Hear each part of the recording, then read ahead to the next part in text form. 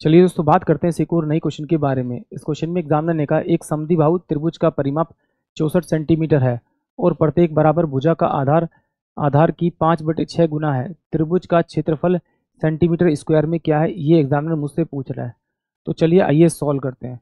देखिए, एग्जामिनर ने क्या कहा कि भाई एक समद्विबाहु त्रिभुज है, तो मैंने माना कि ये दोनों साइड जो है वो उसकी बराबर बराबर। समद्विबाहु त्रिभुज में दो साइडें बराबर होती हैं और ये वो साइड है जो बराबर नहीं है। अब एग्जामिनर ने कहा जो ये दो साइड है, वो जो तीसरी साइड है उसका 5/6 गुना है। तो अगर मैं इसको 6 मान लूँ तो ये वाली साइड मेरे पास 5 होनी चाहिए, ये वाली साइड मेरे पास 5 होनी चाहिए।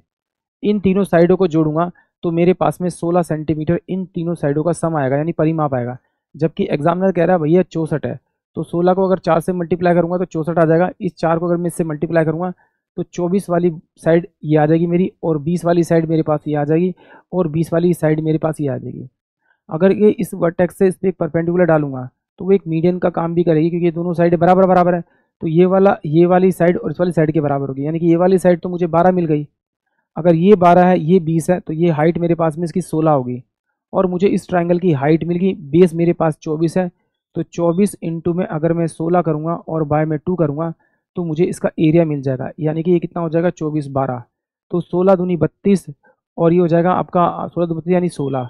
तो ये 192 सेंटीमीटर स्क्वायर क्या आ जाएगा, इस त्रिभुज का एरिया आ जाएगा, यानी कि ऑप्शन बी इस क्वेश्चन के लिए करेक्ट हुआ। एक बार फिर समझ लेते हैं जरा इसको, अगर किसी बच्चे को नहीं समझ में आया। कैसे, जरा देखिए, एग्जामिनर ने कहा कि भाई ये त्रिभुज है आपका।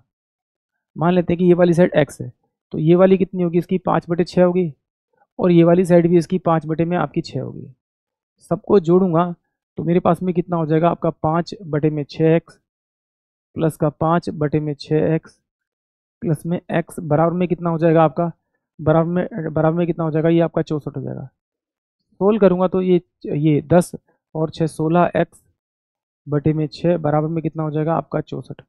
तो 16 चौके 64 हो जाएगा, यानी x इजकल टू में 24 सेंटीमीटर हो जाएगा। यानी x की जो वैल्यू आ गई वो कितनी आ गई आपकी 24 आ गई।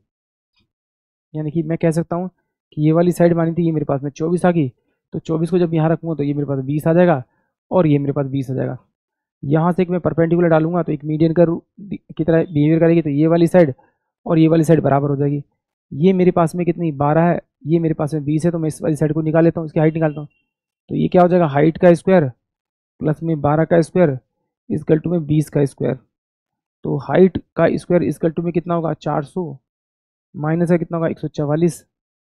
तो h इजकल टू में कितना हो जाएगा आपका 256 अंडर रूट में। तो ये h इजकल टू में कितना आ जाएगा आपका 16। ये मेरे को मिल गई 16 मिल गए। तो मुझे मालूम है ये वाला मेरे पास बेस है, ये वाली हाइट है। तो 1/2 बेस यानी आधार 24 और हाइट कितनी मेरे पास में 16, और सोल्व करूंगा तो यानी ऑप्शन बी इस क्वेश्चन के लिए करेक्ट आंसर आएगा। आई होप आप सभी को क्वेश्चन समझ में आया होगा।